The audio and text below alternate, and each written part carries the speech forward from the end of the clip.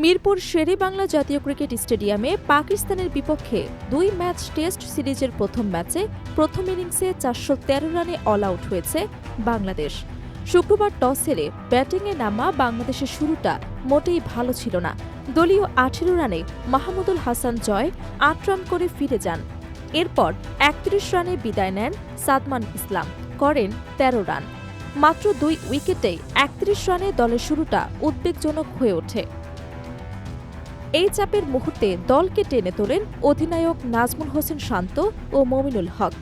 তৃতীয় উইকেটে এই দুই বাঁহাতি ব্যাটার গড়েন ১৭০ রানের দুর্দান্ত জুটি।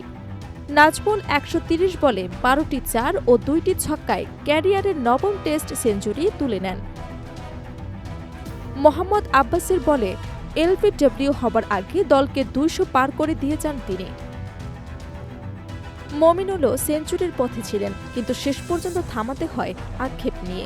২০০ বলে ৯১ রান করে নোমান আলীর বলে এলবিডব্লিউ শিকার হন তিনি। ক্যারিয়ারে এই প্রথমবার ৯০-এর ঘরে গিয়ে আউট হলেন বাংলাদেশের সর্বাধিক ১৩ সেঞ্চুরির মালিক। তার ইনিংসে ছিল ১০টি ৪-এর মার। প্রথম দিন শেষে বাংলাদেশের সংগ্রহ ছিল ৪ উইকেটে ৩০১ রান।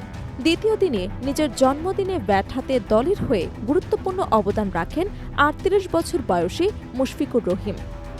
১৭৯ বল মোকাবিলা করে তিনি খেলেন ৭১ রানের ইনিংস। টেস্টে এ নিয়ে টানা ৩ ইনিংসের ন্যূনতম ৫০ রানে দেখা পেলেন মুশফিক। গত বছর নভেম্বরে আয়ারল্যান্ডের বিপক্ষে তার আগের ২ ইনিংসের স্কোর ছিল ৫৩ ও ১০৬। লিটন দাস যোগ করেন ৩৩ রান। মাঝপথে দ্রুত কয়েকটি উইকেট হারিয়ে বাংলাদেশের চাপে পড়লেও শেষ দিকে দলকে ৪০০ গণ্ডি পার করান পেসার তাসকিন আহমেদ।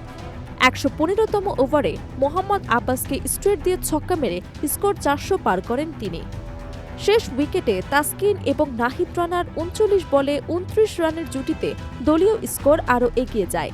এই জুটিতে তাসকিন করেন ১৬ বলে ২৪ এবং নাহিদ করেন ২৩ বলে ৪ রান। ১১৮তম ওভারে শাহিন শাহ আফ্রিদির বলে স্প্লিফে সৌদ শাকিলের দুর্দান্ত ড্রাইভিং ক্যাচে তাসকিন আউট হলে ৪১৩ রানে শেষ হয় বাংলাদেশের ইনিংস।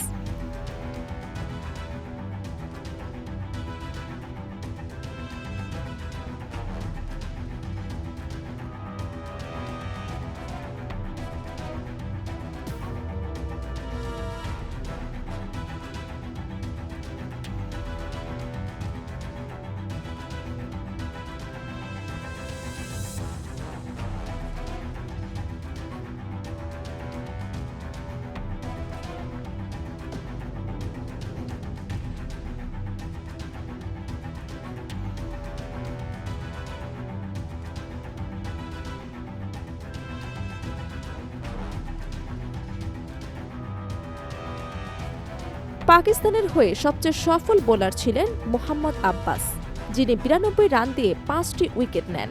শাহিন শাহ আফ্রিদি ১১৩ রান খরচ করে নেন ৩টি উইকেট। হাসান আলী ও নোমান আলী নেন একটি করে উইকেট।